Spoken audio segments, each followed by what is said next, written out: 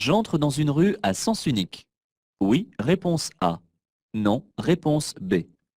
Je pourrais stationner indifféremment à droite et à gauche. Oui, réponse C. Non, réponse D.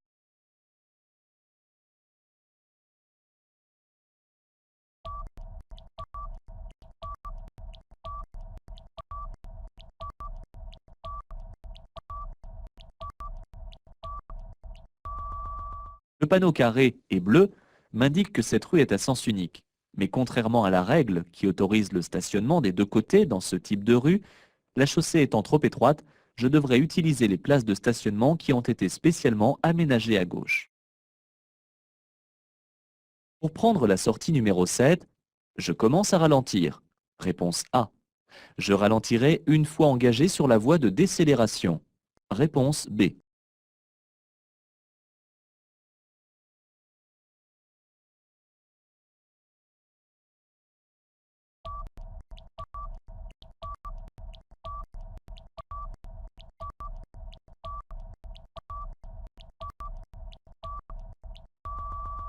En temps normal, lorsque je veux quitter une route de ce type, je dois attendre d'être inséré sur la voie de décélération avant de commencer à ralentir, afin de ne pas gêner les conducteurs derrière moi. Dans cette situation, un panneau de prescription limitant la vitesse à 70 km/h a été placé à l'entrée de la voie de décélération, cette dernière étant probablement trop courte. Je dois donc ralentir dès à présent tout en contrôlant à l'arrière. Cette voie à droite est réservée aux véhicules lents. Oui, réponse A. Non, réponse B. Interdite aux véhicules de tourisme. Oui, réponse C. Non, réponse D.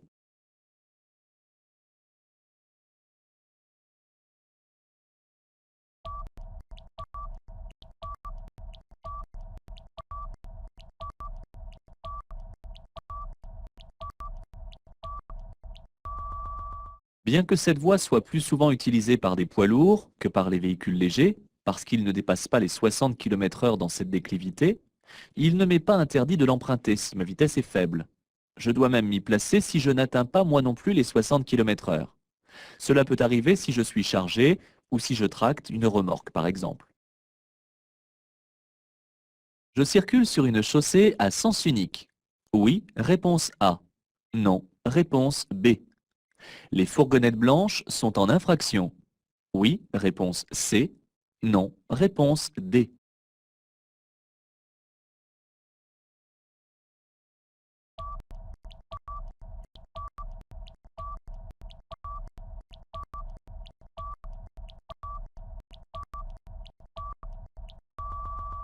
Aucune signalisation ne m'indique si je circule dans une rue à sens unique ou dans une rue à double sens de circulation. Cependant, en regardant dans mon rétroviseur intérieur, j'aperçois les feux arrière d'un véhicule. De plus, deux fourgonnettes sont stationnées à contresens. Tous ces éléments m'indiquent que la circulation s'effectue dans les deux sens. Ces fourgonnettes sont en infraction car, en agglomération, sauf indication contraire, le stationnement est seulement autorisé dans le sens de circulation. Je vais pouvoir utiliser l'emplacement signalé par le panneau pour faire une pause. Réponse A. Lire une carte routière. Réponse B. M'arrêter en cas de panne. Réponse C. Téléphoner. Réponse D.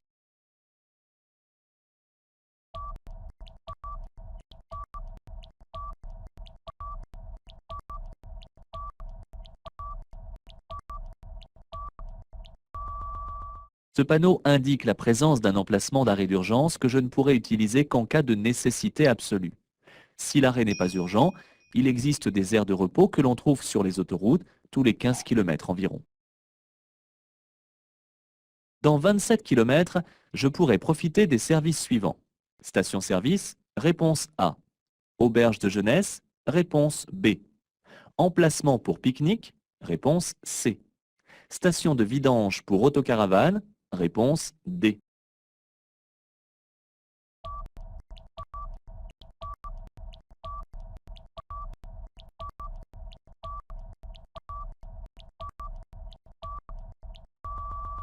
300 mètres, je pourrais trouver une station de vidange pour autocaravane, caravane et bus. ainsi que des installations accessibles aux personnes handicapées. Cette aire de stationnement est également équipée d'une station-service et d'un emplacement pour pique-nique, que je ne retrouverai que dans 27 km seulement. Il ne faut pas hésiter à utiliser ces installations pour se reposer lorsque le trajet est long. J'ai eu raison de m'engager. Oui, réponse A. Non, réponse B.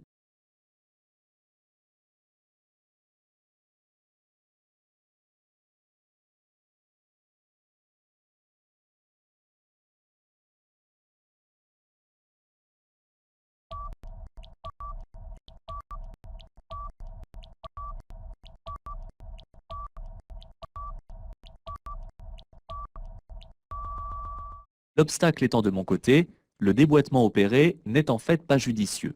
J'aurais dû attendre que la voie soit dégagée en face avant de commencer à entamer cette manœuvre. Je risque en effet de gêner, voire d'accrocher le véhicule en face qui est prioritaire dans cette situation. Je me tiens prêt à m'arrêter sur place. Je suis un conducteur novice. Ma vitesse sera limitée à 80 km/h, réponse A.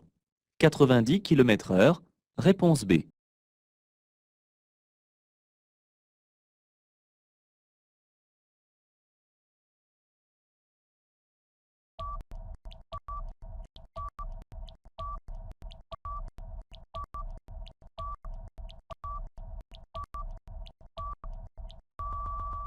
En tant que jeune conducteur, sur cette route hors agglomération, ma vitesse sera limitée à 80 km/h à partir du panneau de fin de limitation de vitesse.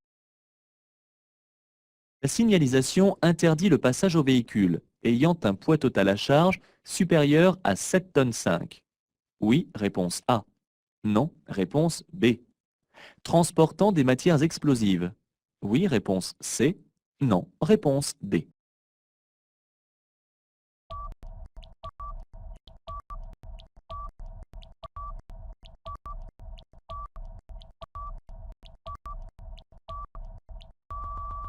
Sauf pour la desserte locale, le passage est interdit aux véhicules ayant un poids total à charge supérieur à 7 tonnes 5 et aux véhicules transportant des matières susceptibles de polluer les eaux. Les matières explosives sont représentées par un symbole d'explosion. Je suis à l'arrêt au feu rouge.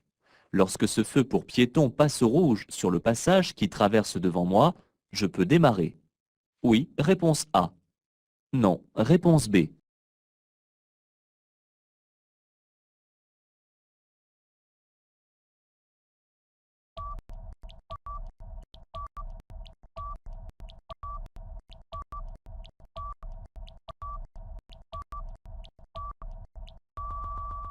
De plus, je peux me préparer à démarrer. Mais c'est sans compter sur le fait que les feux de circulation peuvent être en mode décalé. En aucun cas, le passage au vert, pour moi, ne se déclenche immédiatement après l'allumage du piéton au rouge. Ces deux véhicules sont en infraction s'ils sont seulement à l'arrêt. Oui, réponse A. Non, réponse B. S'ils sont en stationnement de courte durée. Oui, réponse C. Non, réponse D.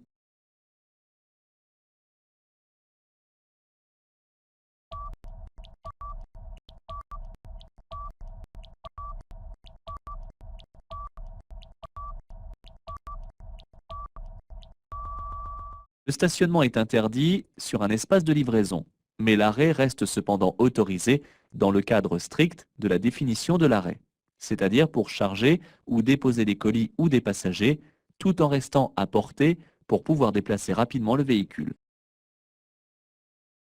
Je suis concerné par la signalisation si je transporte un colis sur ma galerie. Oui, réponse A. Non, réponse B. Si je circule avec un véhicule équipé pour le GPL. Oui, réponse C. Non, réponse D.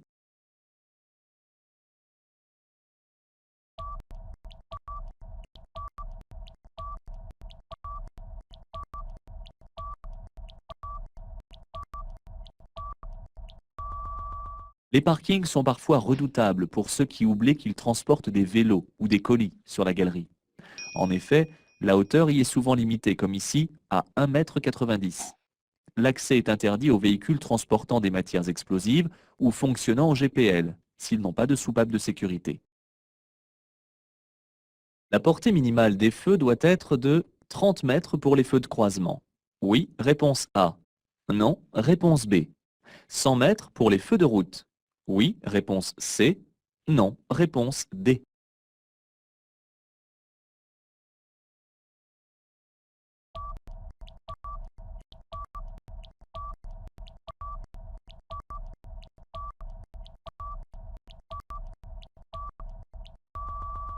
À chaque entrée dans la période hivernale, il est souhaitable de faire effectuer un contrôle des feux par un spécialiste afin qu'ils soient bien réglés. La portée minimale des feux de croisement doit être de 30 mètres, sans éblouir, et celle des feux de route de 100 mètres. Je viens de dépasser un camion. Je peux me rabattre. Oui, réponse A. Non, réponse B.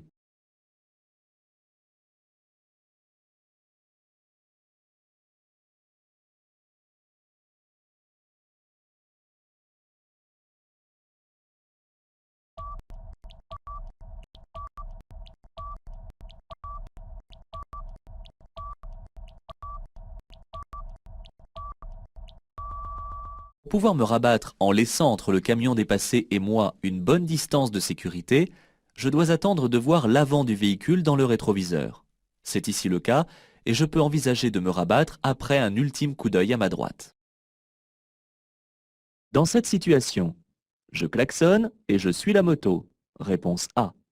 Je ralentis et j'attends pour dépasser. Réponse B.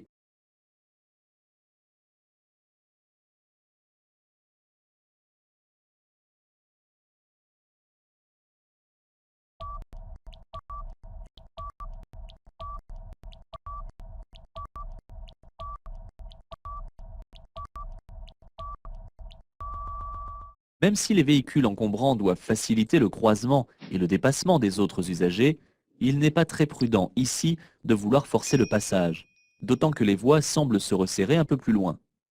Je reste à distance tout en ralentissant et j'attends d'avoir une meilleure visibilité. Pour dépasser ce cycliste, je dois laisser un intervalle d'au moins 1,50 m. Oui, réponse A. Non, réponse B. Je peux chevaucher cette ligne. Oui, réponse C. Non, réponse D.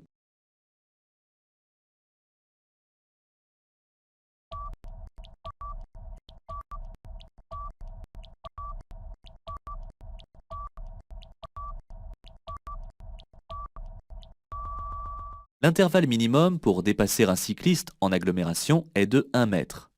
Hors agglomération, il faudrait en effet laisser 1,50 m. Pour dépasser, je pourrais chevaucher cette ligne axiale car elle est discontinue. Même si les traits sont rapprochés, ce qui symbolise une ligne de dissuasion, cela m'autorise toutefois le dépassement des véhicules très lents, comme ici. Ces feux peuvent équiper une intersection. Réponse A. Une sortie de caserne de pompiers. Réponse B. Un passage à niveau. Réponse C. Un passage pour piétons. Réponse D.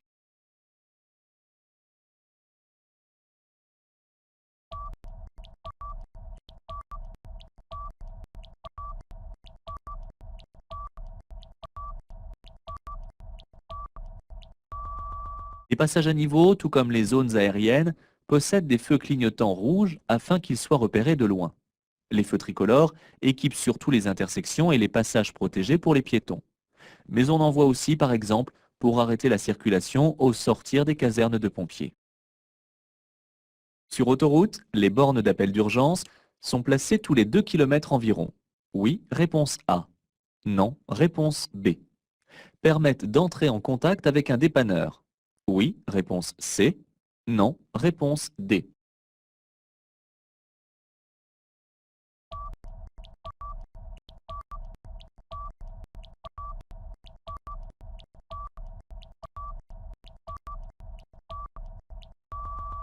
Sur autoroute, les bornes d'appel d'urgence sont implantées tous les 2 km environ. Elles permettent d'entrer en contact avec la police ou la gendarmerie qui se chargera de prévenir un dépanneur agréé en cas de panne ou les pompiers, l'ambulance ou le SAMU en cas d'accident. L'appel est gratuit. Je peux passer sur cette route à midi. Oui, réponse A. Non, réponse B. À minuit. Oui, réponse C. Non, réponse D.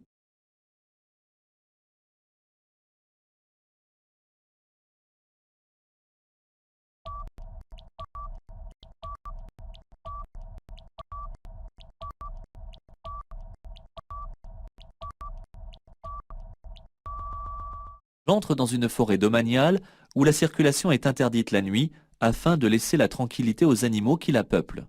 Les horaires correspondent à peu près au lever et au coucher du soleil. Je ne peux donc emprunter cette route que le jour. Pour que ce constat amiable soit recevable, sont obligatoires les identités des conducteurs.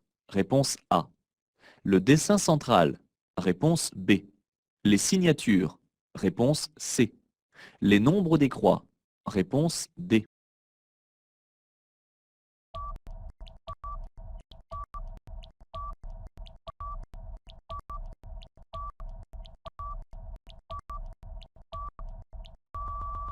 Les identités des conducteurs et de leur compagnie d'assurance sont nécessaires.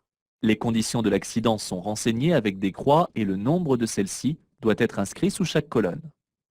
Les signatures doivent apparaître car il s'agit d'un document contractuel. Le schéma de l'accident est très utile afin de visualiser l'accident, mais il n'est pas obligatoire. Le permis probatoire oblige l'apposition du A durant 1 an, réponse A. 2 ans, réponse B. 3 ans, réponse C.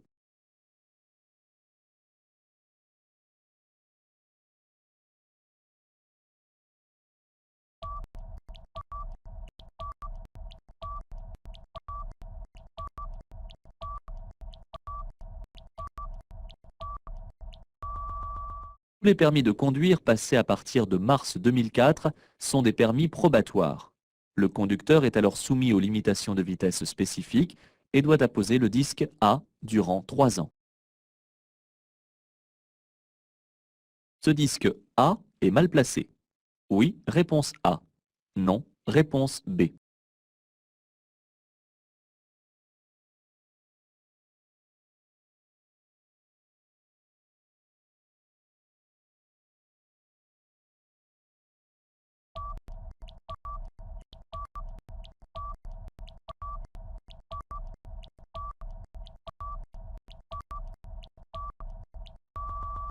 Les surfaces vitrées ne doivent pas être encombrées par des étiquettes et doivent laisser la totalité de leur surface dégagée.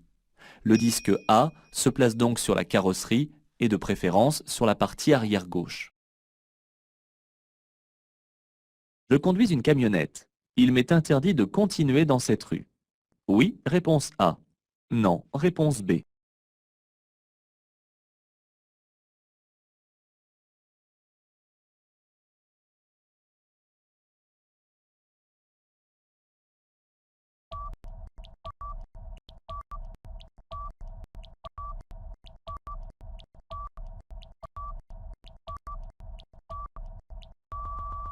Ce panneau de prescription interdit l'accès de cette rue à tous les véhicules affectés au transport de marchandises, quel que soit leur poids total à charge.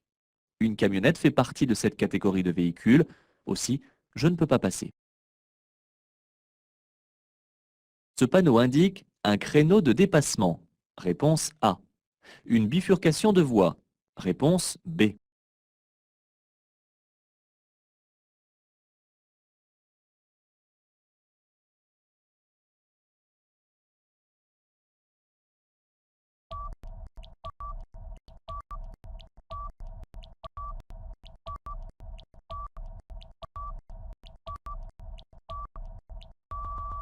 Le panneau indiquant un créneau de dépassement comporte au moins une voie dans l'autre sens, symbolisée par une flèche en sens inverse. Ce panneau indique une bifurcation où je devrais choisir l'une ou l'autre des voies selon la direction vers laquelle je me dirige. Aucun panneau ne se trouve aux entrées de ce rond-point. La priorité de passage appartient à ceux qui circulent sur l'anneau. Oui, réponse A. Non, réponse B.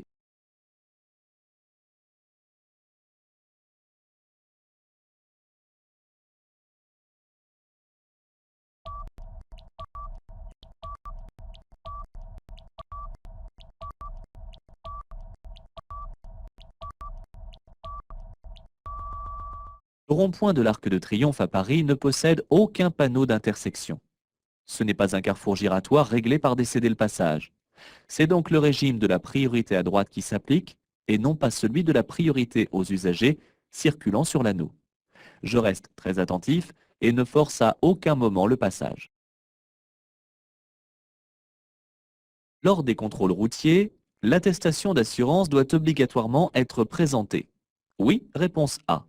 Non, réponse B. La non-présentation des pièces administratives obligatoires est punie de l'amende prévue pour les contraventions de troisième classe. Oui, réponse C. Non, réponse D.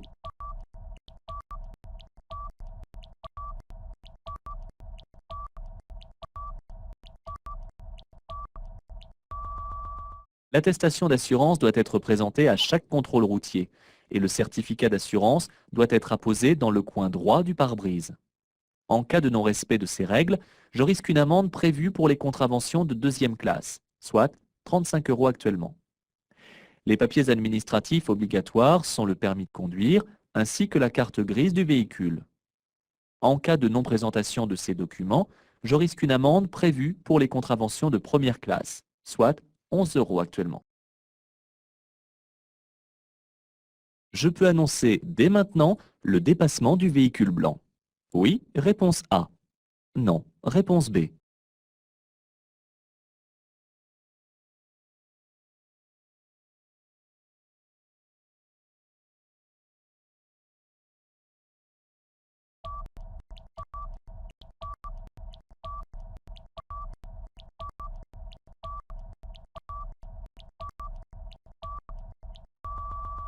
Il est souhaitable, en règle générale, d'anticiper le dépassement d'un véhicule en l'annonçant avant de l'effectuer. Dans cette situation, la moto derrière moi effectue déjà cette manœuvre et son conducteur risque d'être perturbé si je mets mon clignotant maintenant. J'attends qu'il ait terminé sa manœuvre, ainsi que le véhicule qui le suit, pour annoncer le dépassement. L'arrêt devient autorisé. Oui, réponse A. Non, réponse B. Le stationnement devient interdit après l'intersection à droite. Oui, réponse C. Non, réponse D.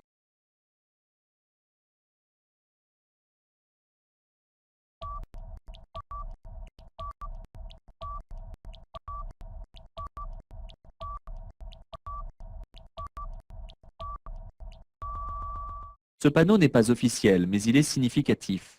L'arrêt était interdit et il devient à nouveau possible. Cependant, si je me dirige à droite, un autre panneau de zone m'interdit quant à lui le stationnement.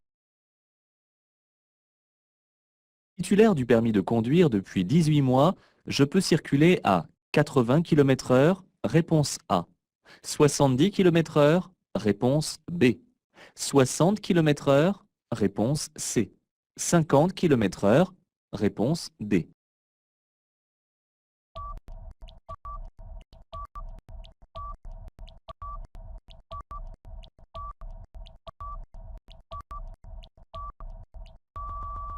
En dehors des 110, 100 et 80 km/h, il n'existe pas d'autre vitesse maximale à respecter et qui soit spécifique aux jeunes conducteurs. Je dois donc respecter la vitesse indiquée par le panneau de prescription. Toutefois, cette vitesse n'étant pas une obligation, je peux rouler moins vite, mais sans gêner non plus les autres usagers. Dans cette situation, je ralentis et je passe. Réponse A. Je m'arrête. Réponse B. Je passe sans ralentir. Réponse C.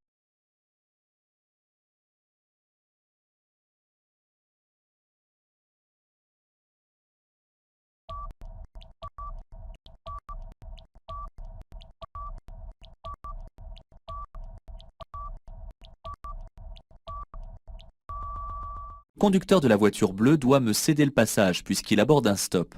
Ses feux de stop sont allumés, ce qui est le signe de son attente à l'intersection. Le fait d'être prioritaire par rapport à lui ne doit pas me dispenser de ralentir tout de même. Je peux klaxonner ici ces piétons qui ne traversent pas sur le passage. Oui, réponse A. Non, réponse B.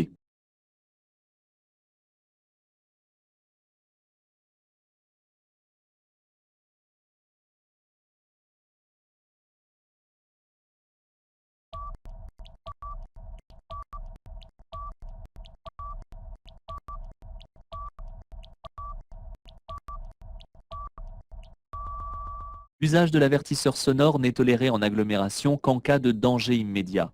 Il n'y a pas ici de danger, car je les ai vus de loin s'engager, et j'ai automatiquement ralenti afin de les laisser passer. Cette borne indique que je circule sur une route nationale. Réponse A. Prioritaire. Réponse B. Départementale. Réponse C.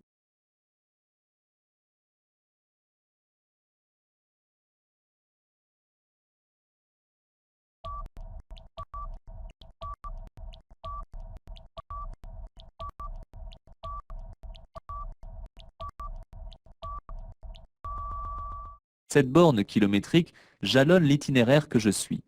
Le capuchon rouge indique ici que je circule sur une route nationale. Cependant, rien ne dit si celle-ci possède le statut de route à caractère prioritaire. Une route départementale serait surmontée d'un capuchon jaune. Je peux être sanctionné si j'oublie d'actionner mes feux lorsque la visibilité est insuffisante. Oui, réponse A. Non, réponse B. Si mes feux sont défectueux. Oui, réponse C. Non, réponse D.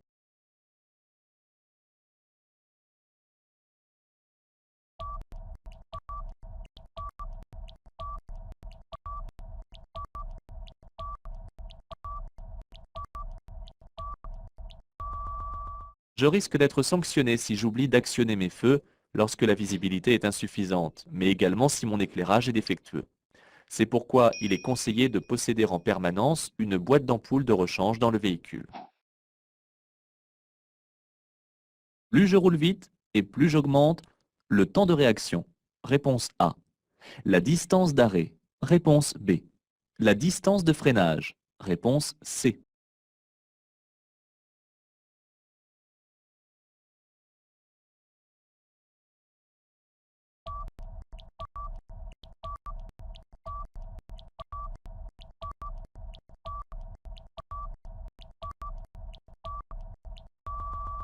Contrairement à la distance d'arrêt et à la distance de freinage, le temps de réaction ne dépend pas de la vitesse à laquelle on circule. Les seuls éléments qui influencent le temps de réaction sont, entre autres, la prise de médicaments, la consommation de drogue, la fatigue, le stress, en bref, tout ce qui modifie l'état du conducteur. Je vais aborder une succession de virages, dont le premier est à droite. Oui, réponse A. Non, réponse B. Je dois accélérer avant le virage pour réduire les effets de la force centrifuge. Oui, réponse C. Non, réponse D.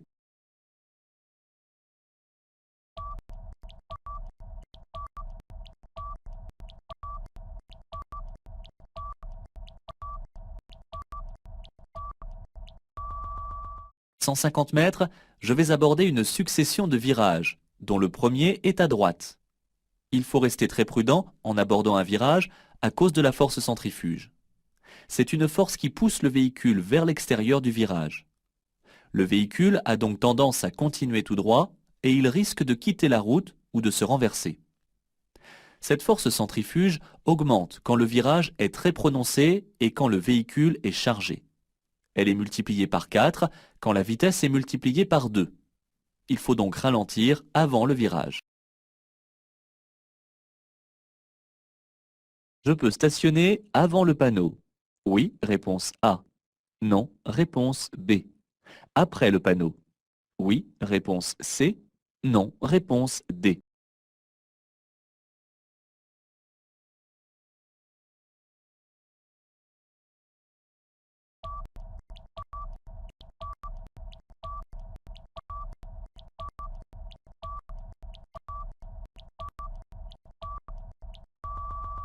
Le panneau de prescription indique que le stationnement est interdit. La double flèche implantée dessous indique l'étendue de cette interdiction. Une pointe vers le haut informe que le stationnement est interdit à partir du panneau et une pointe vers le bas informe qu'il est interdit jusqu'au panneau.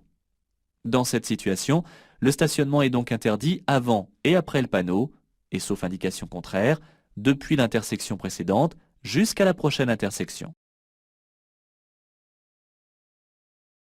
Dans cette situation, je passe après ce véhicule. Réponse A.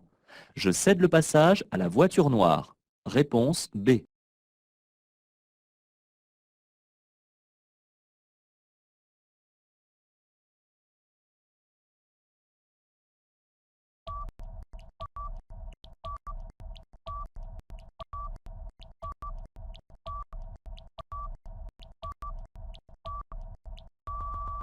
Ce panneau de prescription m'indique que je dois céder le passage à la circulation venant en sens inverse.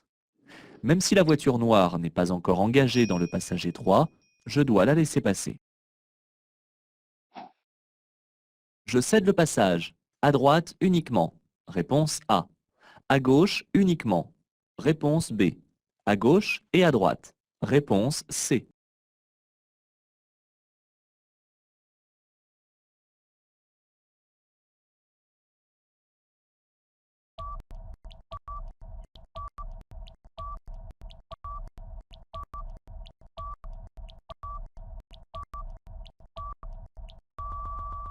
L'infrastructure de la route m'indique que je vais aborder un carrefour à sens giratoire et l'obligation de tourner à droite avant le panneau me rappelle que la circulation s'effectue à sens unique vers la droite. Les véhicules engagés sur l'anneau viendront de la gauche. Je cède donc le passage à gauche uniquement. J'ai terminé le dépassement du véhicule bleu. Je reste dans cette voie. Réponse A. Je me rabats dans la voie de droite. Réponse B.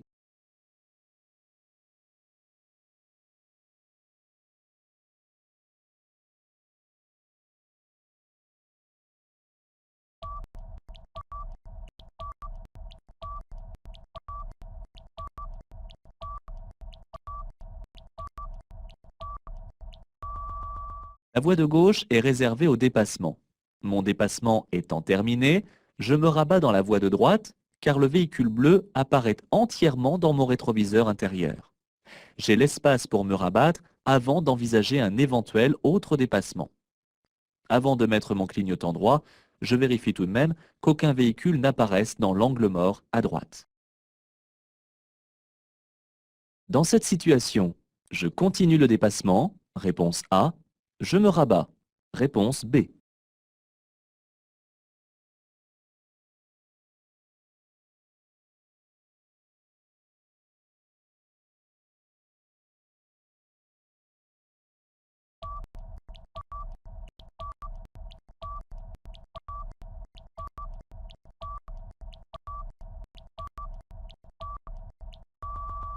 La voie sur laquelle je circule est réservée au dépassement pour mon sens de circulation.